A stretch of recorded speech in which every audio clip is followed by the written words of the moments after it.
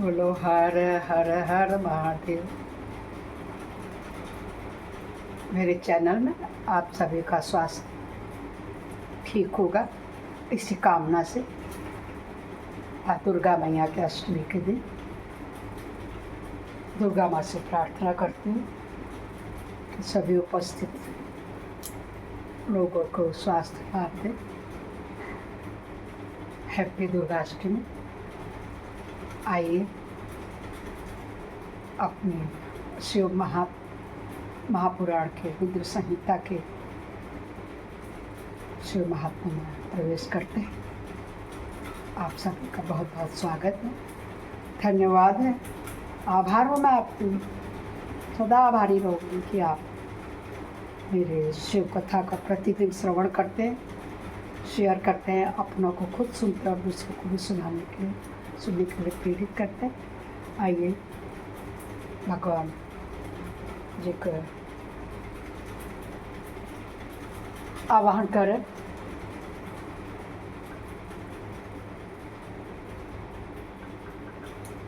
सदा भवानी दायिनी सिद्धि करें गणेश, पंचदेव रक्षा करें, ब्रह्मा विष्णु महेश। गजानन भूत गणाधिसेवितं कपित्थजम्बुफलचारु भक्षणं मासुकनाशकारकं नमामि विघ्नेश्वरपादपङ्कजं। नीलाम्बुजामणकोमलाङ्गं सीतासवारोपितवानुभागं बाणमासायक्तर्चपं नमामि रामं रघुवंशनाथं।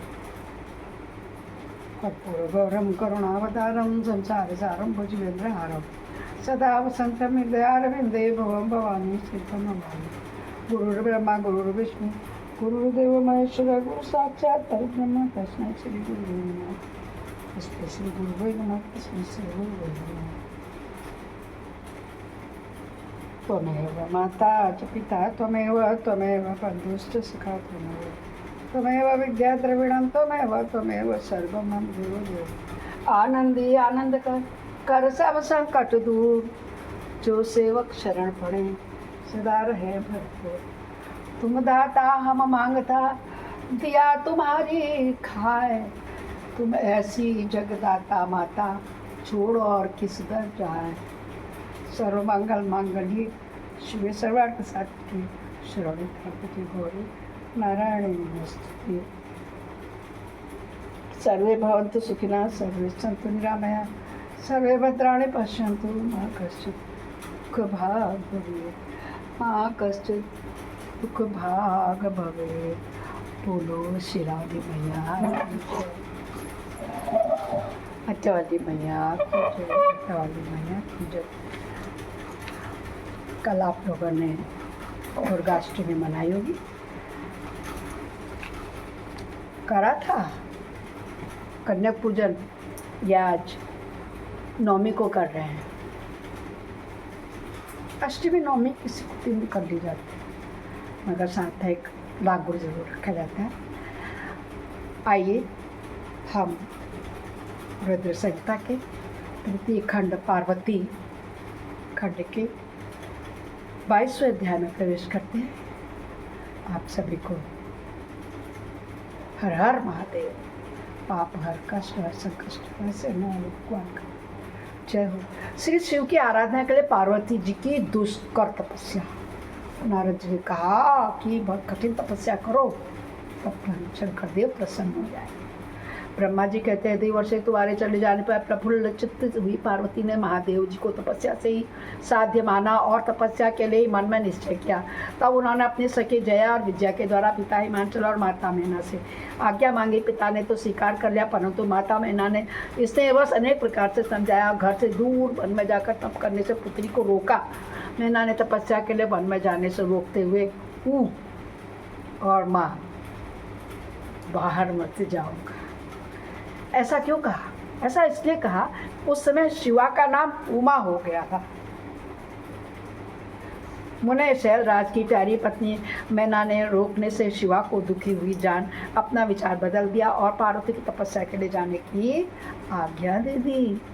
मुनि श्रेष्ठ माता की वह आज्ञा पाकर उत्तम व्रत का पालन करने वाली पार्वती ने भगवान शंकर का स्मरण करके अपने मन में बड़े सुख का अनुभव किया। माता पिता की प्रसन्नता पूर्वक प्रणाम करके शिव के स्मरण पूर्वक दोनों सखियों के साथ वे तपस्या करने के लिए चली गई। अनेक प्रकार के प्रिय वस्त्रों को परित्याग करके पार्वती ने कटी प्रदेश में सुंदर मूंछ की मेखला बाढ़ शीघ्र ही वलकर धारण कर लिए हार का परिहार करके उत्तम मृग चर्म को हृदय से लगाया। तत्पश्चात तपस्या के लिए गंगा अवतरण गंगोत्तरी तीर्थ की ओर चल, जहाँ ध्यान लगाते हुए उसे भगवान शंकर ने कामदेव को दग्ध कर दिया था, जला दिया था, तो वहीं पहुंच गई तपस्या करने। हिमालय का वह शिखर गंगा अवतरण के नाम से प्रसिद्ध है, वही परम उत्तम श्रृंगी तीर्थ में पार्वती ने तपस्या प्रारंभ की। गौरी के तप करने से ही उनका गौरी शिखर नाम हो गया। मुने शिवा ने अपने तप की परीक्षा के लिए वहाँ बहुत से सुंदर और पवित्र वृक्ष लगाए जो फल देने वाले थे। सुंदरी पार्वती ने पहले भूमि शुद्ध करके वहाँ एक वेदी का निर्माण किया। तदंतर ऐसी तपस्या प्रारंभ की जो मुनियों के लिए बहुत ही दुष्कर थी। वे मन सहित संपूर्ण इंद्रियों को शीघ्र ही काबू में करने लगी। ग्रीष्म ऋतु में अपने चारों ओर दिन रात आग जलाए रखकर वे बीच में बैठती और निरंतर पंचाक्षर मंत्र का जप करती थी। क्यों कर रही थी पंचाक्षर मंत्र का जप? क्योंकि नारद जी ने उनको बताया था कि यही पंचाक्षर का मंत्र है, ओम नमः शिवाय। चारों ओर आग लगाई गर्मी में और बीच में बैठे कर रही है तपस्या। न राजसी वस्त्र है, न हार है, वलकल वस्त्र पहने हुए, मृग चर्म धारण करके कठिन तपस्या में, जहाँ कामदेव को भस्म किया था शंकर भगवान ने, उसी जगह पर कही हुई है। बोलो शंकर भगवान की जय हो।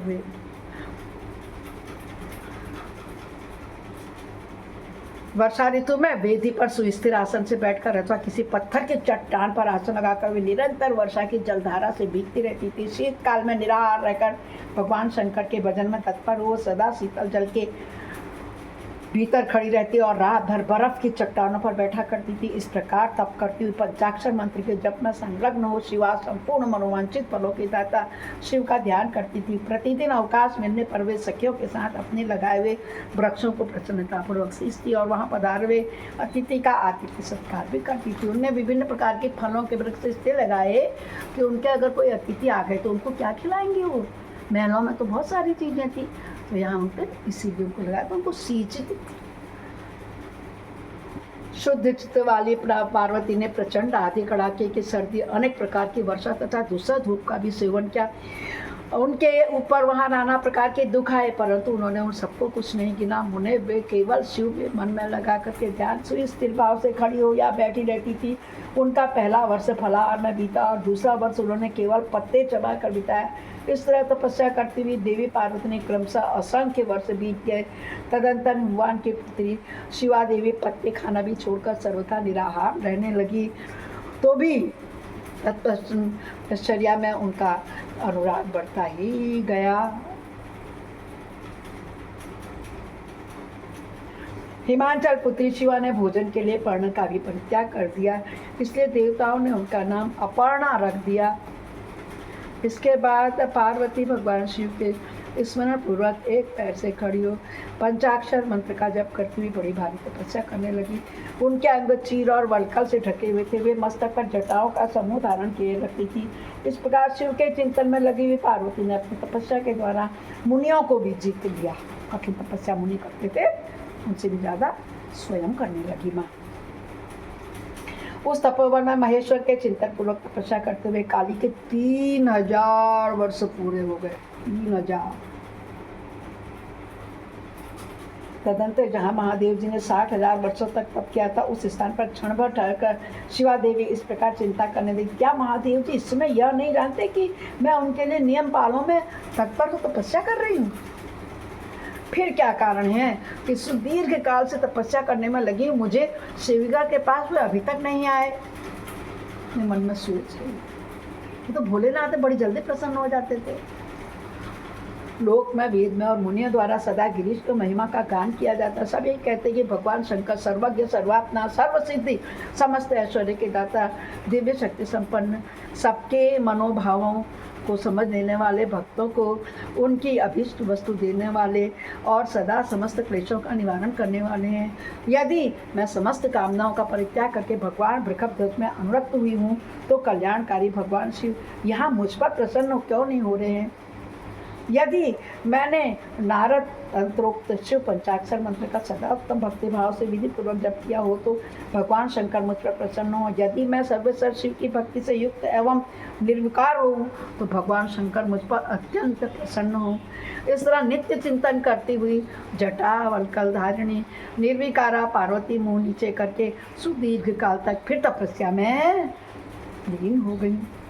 उन्होंने ऐसी तपस्या की जो मुनियों के लिए भी दुष्कर थी। वहाँ उस तपस्या का स्मरण करके पुरुषों को बड़ा विस्मय हुआ। महर्षि पार्वती की तपस्या का जो दूसरा प्रभाव पड़ रहा था उसे भी उस समय सुनो। जगदम्बा पार्वती का यह महान तप परम आश्चर्यजनक था। जो स्वभावतः एक दूसरे के विरोधी थे ऐसे प्राणी भी उस आश्रम के पास जाकर उनकी तपस्या के प्रभाव से विरोध रहित हो जाते थे। यानी कि शेर भी और हिरण भी उस आश्रम में आते थे और एक दूसरे को संहार करके खाते नहीं थे। शेर प्रेम और भाव पूरा चारों का वातावरण ही वैसा हो गया। सिंह और गौ लिख लिया, देखो आ गया। सिंह और गौ आदि सदा राग आदि प्रेम 200 से संयुक्त राग में कलह और 200 से संयुक्त रहने वाले पशु भी पार्वती के तप की तप महिमा से वहाँ परस्पर बाधा नहीं पहुँचाते थे। मुनि श्रेष्ठ इनके अतिरिक्त जो स्वभाव था एक दूसरे से बैरी थे वे चूहे बिल्ली आदि एक दूसरे से भी जीव भी आश्रम पर आकर कभी रोष आदि विकारों से युक्त नहीं होते थे। वहाँ के सभी वृक्षों में सदा फल लगे रहते थे। भांति भांति के तृण और विचित्र पुष्प उस वन की शोभा बढ़ाते थे। वहाँ का सारा वन प्रांत कैलाश के समान हो गया। पार्वती जी के तप की सिद्धि का साकार रूप बन गया। ओम हर हर हर महादेव बोलो, गौरा माता की जय हो। इस प्रकार हमारा शिव महापुराण रुद्र संहिता के पार्वती खंड का अध्याय 22वां संपूर्ण है। बोलो शंकर भगवान की जय। हर हर हर महादेव। दोस्तों, सखियों, भक्तों, मैं इसीलिए आप लोग से कहती हूँ कि आप लोग हमेशा सदा पंचाक्षर मंत्र का प्रयोग अवश्य करें। पंचाक्षर मंत्र का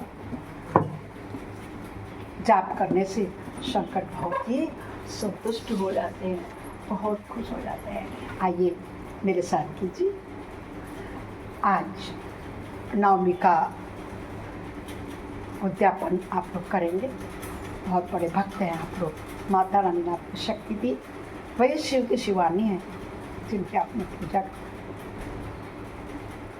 एक नवरात्रि पढ़ने पर भी आपने कुशलता से स्वस्थ होकर किसी ने फलाहार किया, किसी ने अनाज खाया, किसी ने वो भी नहीं खाया, किसी ने लौंग इलायची से तोड़ के किया।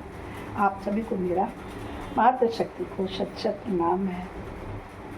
आप लोगों के दर्शन मात्र से, आप लोगों के सुनने मात्र से भी पुण्य के प्राप्त हुए। बोले ओम नमः शिवाय, नमः शिवाय, नमः शिवाय, नमः शिवाय, नमः शिवाय, नमः शिवाय, नमः शिवाय, नमः शिवाय, ओम नमः शिवाय, नमः शिवाय, नमः शिवाय, नमः शिवाय, ओम नमः शिवाय, ओम नमः शिवाय, ओम नमः शिवाय, ओम नमः शिवाय, ओम नमः शिवाय, नमः शिवाय, नमः शिवाय, नमः शिवाय, ओम नमः शिवाय, नमः शिवाय, नमः शिवाय, नमः शिवाय। ओम जटा से गंगा की धार निकली, विराट मस्तक से चांद निकला, सदा दिगंबर बने बागंबर, नमः शिवाय, नमः शिवाय, नमः शिवाय, नमः शिवाय, नमः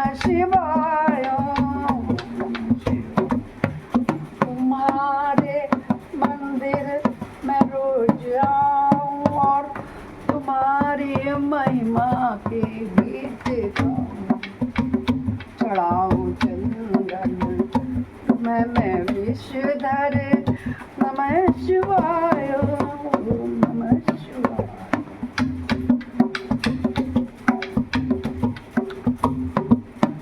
तुम्हें समर्पित है विष का प्याला, गले तुम्हारे है नागमाला।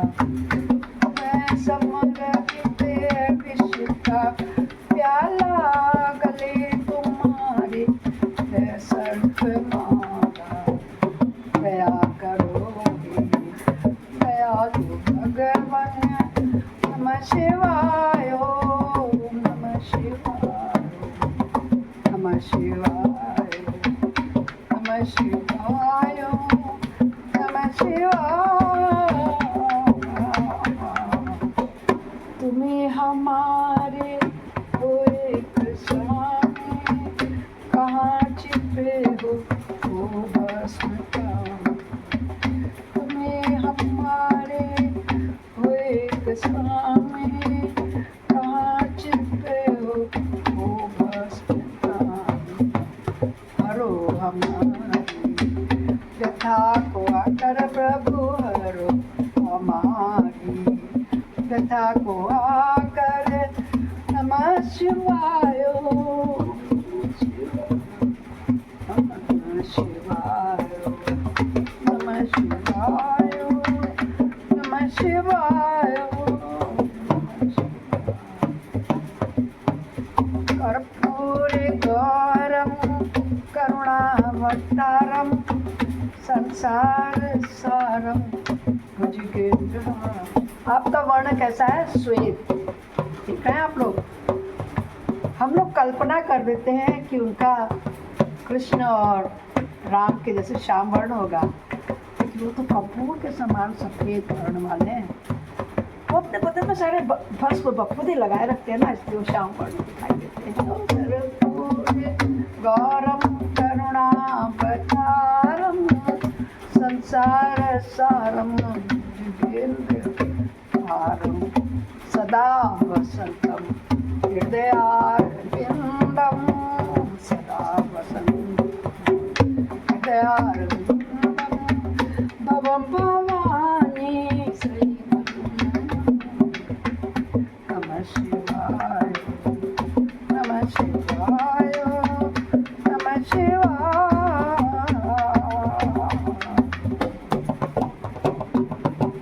तुम्हें हो साथी तुम्हें सहारे, कोई न अपना सिवा तुम्हारे। प्रभु तुम्हें हो साथी तुम्हें सहारे, कोई न अपना सिवा तुम्हारे। तुम्हें हो नैया तुम्हें केवैया, तुम्हें केवैया। नमः शिवाय नमः शिवाय नमः शिवाय नमः शिवाय नमः शिवाय। तुम्हें हमारे हो एक स्वामी, कहाँ छिपे हो ओ भस्म कामी। हरो हमारी व्यथा को आकर प्रभु, हरो हमारी व्यथा को आकर, नमः शिवाय ओम नमः शिवाय नमः शिवाय नमः शिवाय नमः शिवाय नमः शिवाय नमः शिवाय नमः शिवाय। लो शंकर भगवान की जय हो। बोलो शंकर भगवान की जय। जय शिव शंकर भोलेनाथ जय हो।